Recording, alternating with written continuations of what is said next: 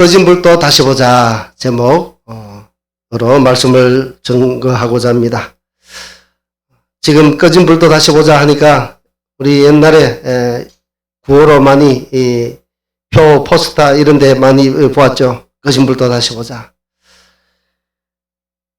오늘 이 본문에는 세 가지 정도 살펴볼 것이 있습니다. 당시 하나님이 지적한 것이 있습니다.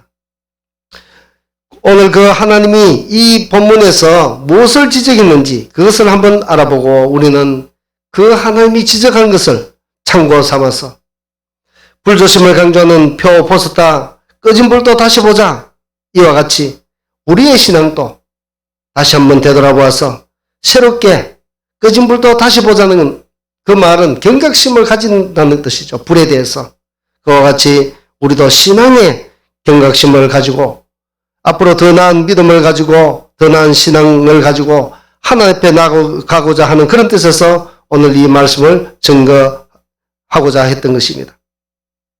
당시 상황은 유다 나라가 하나님 앞에서 정말 점점 계속 범죄했습니다. 히스기야 왕 이후로 얼마나 범죄를 많이 했는지. 그런데 그 행위를 돌이키지 않았습니다. 계속 죄를 지었는데 하나님은 참고 참으시다가 드디어 시드기야 왕을 끝으로 유다 나라를 완전히 멸망시켜버리죠. 그래서 유다 나라는 바빌론에 의해서 완전히 망해버립니다. 그 후에 유다 나라에 있던 왕과 또 왕비와 또 그의 왕자들은 끌려가다가 다 죽었고 그리고 왕은 두 눈이 뽑히고 그리고 고관 대작들도 다 잡혀서 줄줄이 굴비 엮듯이 엮여서 갔던 것이죠. 그곳에 남아있던 사람은 누군가? 최극빈자들. 최극빈자들은 전쟁 때에 그들은 건들지 않았습니다. 오히려 그곳에서 살도록 그리고 포로로 잡혀갔던 많은 사람들의 집은 어떻습니까? 텅텅 비게 되겠죠. 그 자리에 그 극빈자들이 집도 없이 정처 없이 떠돌아다녔던 그런 사람들의 집을 차지하고 있도록 되었던 것입니다. 이것이 하나님이 그렇게 만들었던 것이죠. 그러나 이 백성들은 바빌론으로 잡혀갔지만 하나님의 또 은혜를 주십니다. 왜 그런가? 정말 하나님의 백성은 저도 이 자식을 키워보니까 그 마음 이 아버지의 마음이 무엇인지 알겠더라고요. 아무리 잘못해도 그렇다고 제 아들이 잘못한 것은 없습니다. 호환이 조금 들었긴 들었네요. 잘못한 것이 있더라도 부모된 마음을 끊임없이 용서해 주는 것이죠. 끊임없이. 마찬가지로 하나님도 마찬가지로 그의 사랑하는 백성들을 향해서 큰 은혜를 베푸시죠. 소기상에서 그들을 망하게 해서 다 포로로 잡혀가겠지만 또 하나님은 은혜를 베풀어서 바사왕 고레스에게 그가 칙령을 발표하고 포로 귀환이 이루어지도록 만듭니다. 그래서 그 이후에 1차 포로 귀환, 2차 포로 귀환, 3차에 걸쳐서 계속 포로들이 귀환하게 됩니다. 그리고 포로가 귀환해서 어디로 오는가? 모두 다 예루살렘으로 왔던 것이죠. 예루살렘 성으로. 그리고 예루살렘 성으로 왔는데 그들이 귀환할 때 고레스는 1차 포로 귀환 때에 무엇을 또 도와주었냐면은 그곳에 가서 그래 다시 말해서 유대인들이 예루살렘에 가거든 그 예루살렘 성도 새롭게 건축하고 또 성전도 건축할 수 있도록 마음껏 도와주도록 고레스 칙령에 의해서 발표했던 것입니다. 그때에 왔던 총독이 누구냐? 스룹바벨 총독입니다. 그래서 이 스룹바벨은 유다 총독으로 왔던 것이죠. 유다 총독. 예루살렘에 와서 다스리는 총독으로 임명받아 왔던 것입니다. 이 스룹바벨은 하나님을 지극히 잘 섬기는 사람입니다. 그래서 그는 예루살렘 성곽 건축을 시작합니다. 자기의 돈 사재를 다 틀어서 하나님의 성전을 건축하게 시작합니다. 그때가 주전 536년에서 516년에 있었던 일입니다.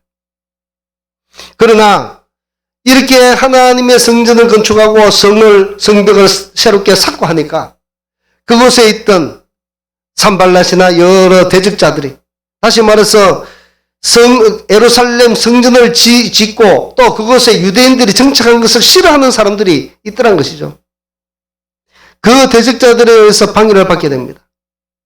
성전 건축 짓는 것을 얼마나 방해를 많이 하는지 모릅니다. 그리고 황제에게 상소문을 올리고. 자, 그런데 문제는 계속적으로 그렇게 하니까 이것이 세월이 가니까 어떻게 되는가? 성전을 건축하지 못하는 것입니다. 성전을 건축하다가 중단되는 일이 벌어졌습니다. 그러니 성전을 건축하다가 중단되니까 어떤 일이 벌어지는가 하면 그들의 영적인 면이 점점 무뎌지기 시작했고 그들의 신앙이 무너지기 시작했다는 것입니다. 왜 그런가? 그거는 그렇게 될 수밖에 없는 구조를 갖고 있죠. 왜냐하면 성전을 건축하면 어떻습니까? 많은 사람들이 그곳에 와서 집중적으로 제사장을 필두로 해서 그곳에서 하나님 앞에 예배를 드릴 수 있습니다. 그런데 제사장도 세우지 못하고 성전도 건축하다가 중단되었고, 그러니 성전에서 예배를 드릴 수 있는 규례를 집행할 수가 없는 것입니다. 그러니 그들의 신앙이 어떻게 되겠습니까? 형편없게 무너질 수밖에 없는 것이죠. 그러다 보니 점점 그들은 처음 포로 귀환했을 때에 부푼 마음을 안고 왔었던 것이죠. 이제 우리는 성전을 건축하고 새로운 성벽을 건축해서 예루살렘을 다시 이렇게 세우고 유다 나라를 다시 이렇게 세워야 되겠다는 거창한 꿈을 안고 왔지만 그렇게 다짐하고 왔었죠. 그런데 그들의 마음이 성전 건축하지 못하고 질이 멸렬되니까 방해꾼들에 의해서 계속 성전 건축이 미뤄지니까 그들의 신앙이 점점 시들해지더란 것입니다. 그러면 동시에 동반되는 것이 있죠. 예배드리는 그런 자리에서도 자꾸 멀어지게 되더란 것입니다.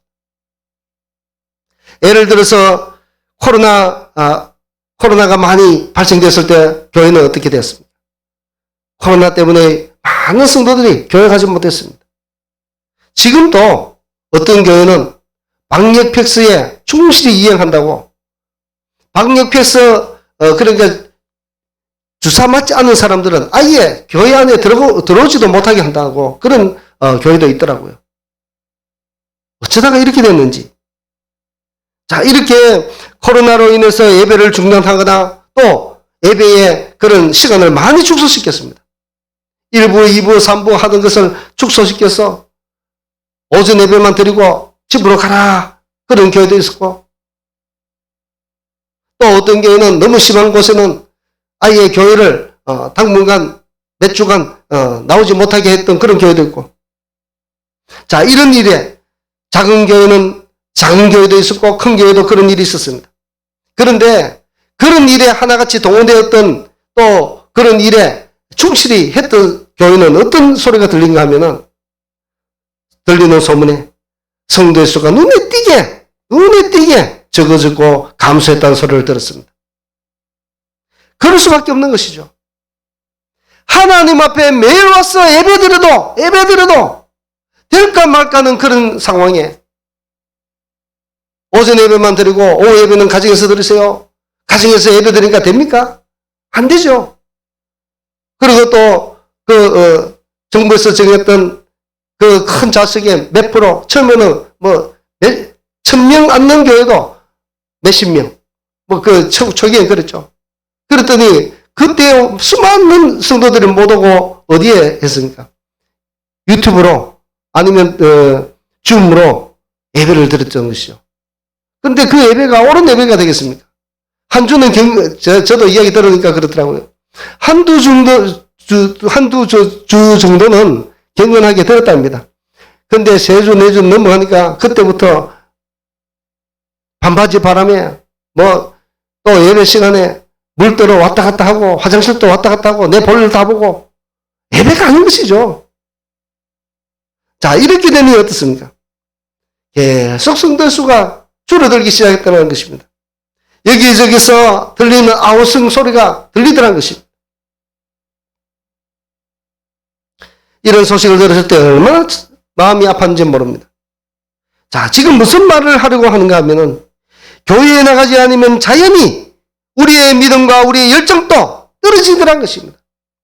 마찬가지로 이 당시에 사람들도 성전을 짓다가 성전을 건축 미완성에 그치고 그들의 방해, 대적들의 방해에 의해서 짓지 못하고 중단되니까 자연히 그들은 예배 드려야 될 예배 처소가 없어지니까 또 성전에 나가려고 해도 나갈 수가 없으니까 그들의 믿음은 점점 시들시들해지고 나태해졌던 것입니다.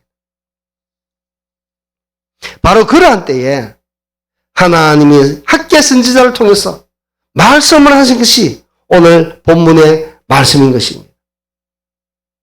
이때 하나님이 학개 선지자를 통해서 주신 그 말씀의 내용을 보면 다음과 같습니다. 한 두 가지로 요약해 볼 수 있습니다. 첫 번째로는 하나님에 대한 무관심의 죄에 대해서 하나님이 지적하고 있다는 것입니다. 본문 2절 말씀을 한번 보겠습니다. 본문 2절 말씀 다 같이 한번 읽겠습니다. 본문 2절 시작.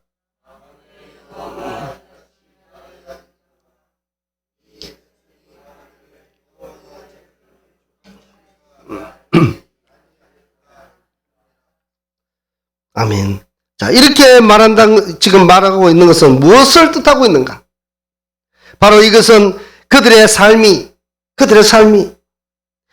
하나님의 성전을 건축하고 짓는 것보다도 이제는 어디에 더 빠져 있는가? 예전에는 처음에 왔던 그 열정은 하나님의 성전을 짓고 싶은 그 마음이 너무 컸다면 이제는 그것이 세월에 가니까 어떻게 된가? 변해서 하나님의 성전을 향한 그 열정이 다 식어지고 이제는 자기의 삶에 바빠지더라는 것입니다. 그들의 삶이 하나님의 전 짓는 것보다 더 좋아하고 그들의 삶이 더 중요한 것이 되어서 세상을 살아가더라는 것입니다. 사실 하나님은 예루살렘 성전을 이방인의 손에 의해서 철저하게 무너지게 했습니다. 왜 그랬는가? 그때는 하나님의 성전이 있어도 성전의 기능도 하지 못했고 예배도 드리지 않았고 오히려 예배의 처소에 그 성전들에 이를 성신을 섬기는 해와 달과 별을 섬기는 그런 신전을 세워놓고 제단을 세워놓고 그곳에서 하나님을 영접했던 것이죠. 그러니 하나님은 그 하나님이 계시는 성전이라 할지라도 이방인의 손에 의해서 철저하게 부숴떨어지도록 하나님께서 허락하셨던 것입니다. 그렇게까지 하면서 하나님은 그 모든 것을 새롭게 시작하도록 다 부숴버렸습니다. 그리고는 이제 귀한 자로 통해서 새롭게 성전이 건축되기를 하나님 바라신 것이죠. 솔로몬의 성전과는 비교도 되지 않습니다. 이 스룹바벨 성전은 제2성전이라고 하는데요. 이 성전은 솔로몬의 그 부귀영화, 금으로 온갖 칠갑을 하고 그렇게 했던 그 성전은 온데간데 없고 겨우겨우 돌 하나 놓고 성전의 모양만 갖추어 나가는 그런 성전밖에 되지 않았던 것입니다.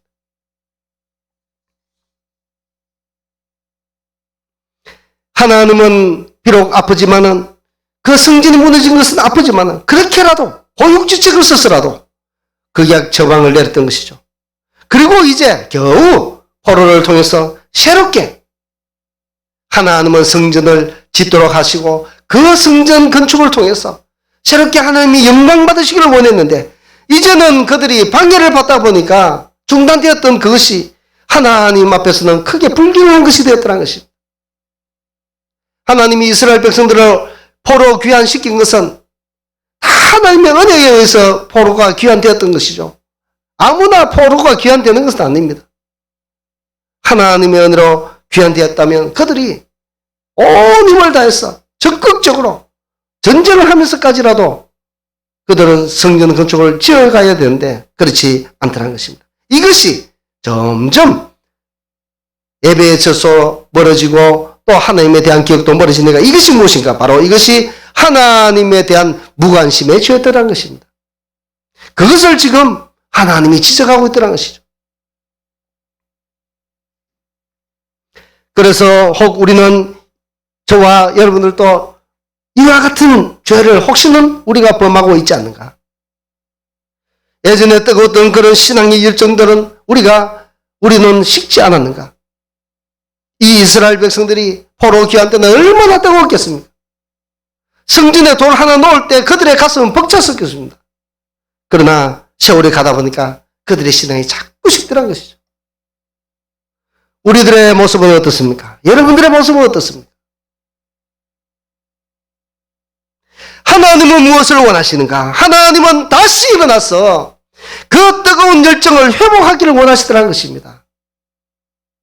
저와 여러분들도 다시 회복되기를 원합니다. 만에 하나 우리의 신앙이 자꾸 떨어지고 옛날에 그 열정적으로 믿었던 그런 열정이 떨어졌다면 다시 회복되기를 원합니다. 4절에 보면 이 성전이 황폐하였거늘 너희가 이때에 판벽한 집에 거주하는 것이 옳으냐? 라고 물으시고 있습니다. 여기서 판벽한 집이라는 것은 어떤 것을 생각하면 빨리 이해가 되냐면 성전을 짓는데 백향목으로 예전에 지었습니다.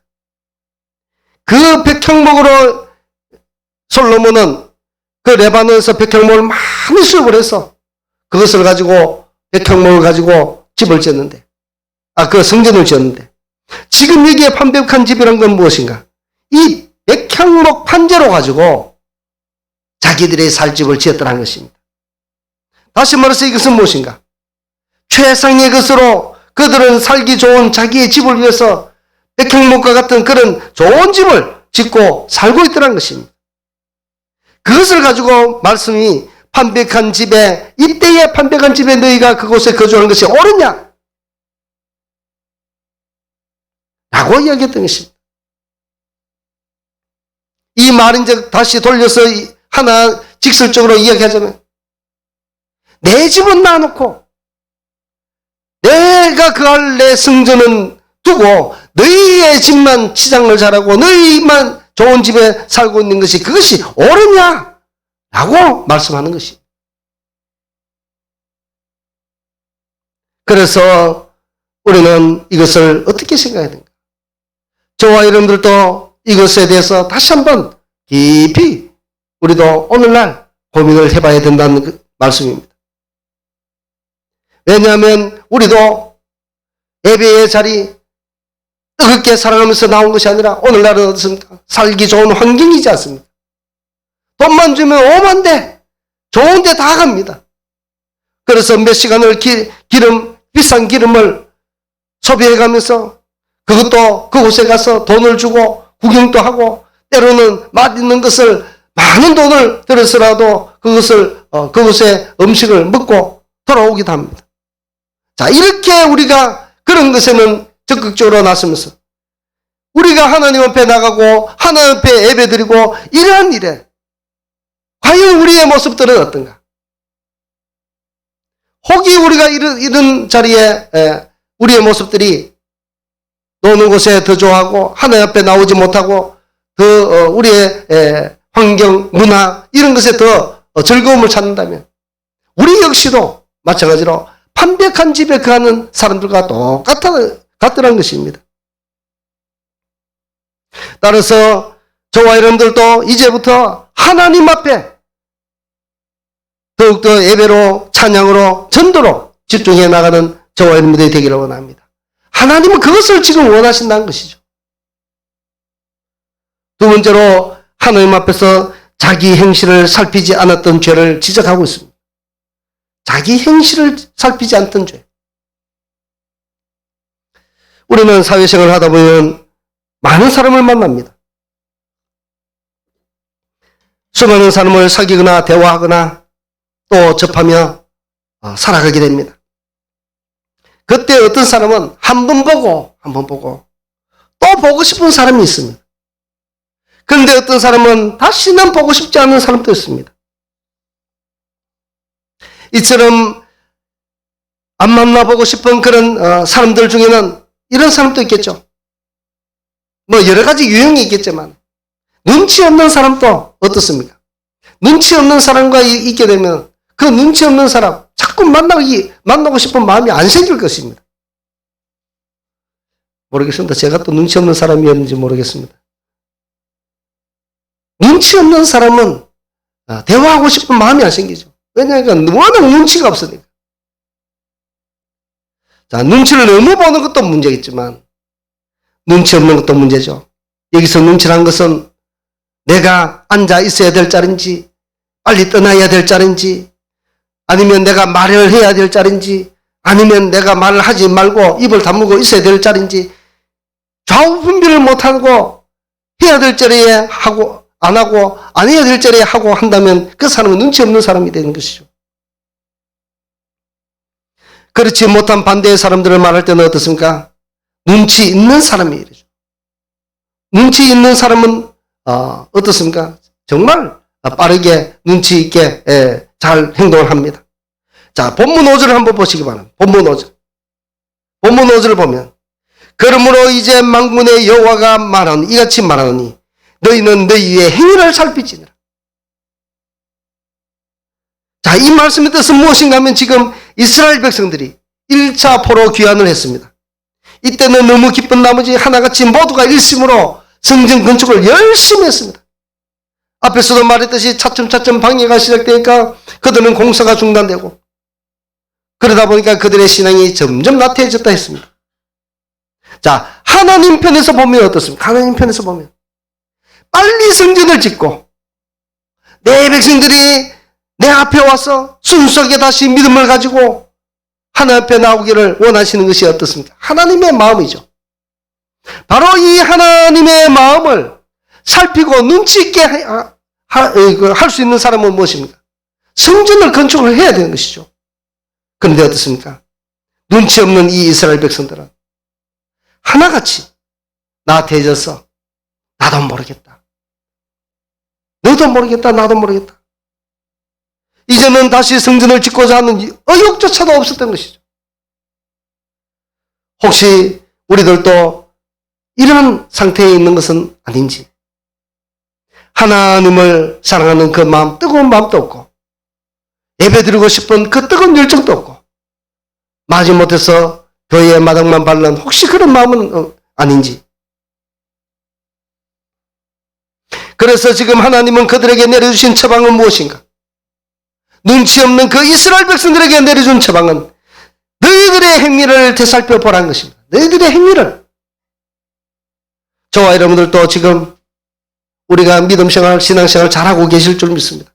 자, 그럼에도 불구하고 오늘 제목의 말씀은 마치 꺼진 불도 다시 보자 라고 제목을 말했던 것처럼 우리도 각자가 신앙생활을 잘하고 있겠지만 눈치 없는 사람이 되면 무엇입니까? 하나님의 마음을 모르고 신앙생활을 할 수 있다는 것이죠. 하나님은 더욱더 나와 밀접한 관계, 더욱더 기도의 자리, 찬양의 자리, 예배의 자리에 나오기를 원하는데 눈치 없는 사람은 어떻습니까?